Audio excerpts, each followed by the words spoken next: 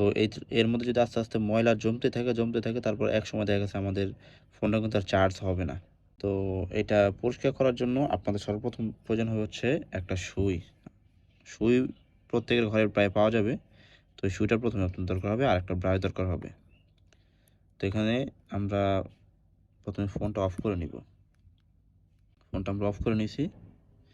এখন আমরা এটার যে ময়লাগুলো আছে ময়লাগুলো সুই দিয়ে আপনার এভাবে খুঁচিয়ে সুন্দর করে একটু সাবধানতার সাথে করতে হবে আমাদের। দেখবেন যে এটার মধ্যে প্রচুর পরিমাণ ময়লা। আর ব্রাশ দিয়ে মাঝে মধ্যে এরকম একটু ঘষা দিবেন যাতে এটার মধ্যে ময়লাটা বের হয় সুই দিয়ে আপনার ময়লাটা আলগা করার পর। আর যদি আপনাদের ঘরে থিনার থাকে তাহলে তার একটু বেশি ভালো হবে, কারণ থিনার থাকলে ময়লাটা খুব বেশি পরিষ্কার হবে। তো আমাদের কাছে থিনার থিনারটা আমরা হালকা একটু ব্রাশে দিয়ে দিব।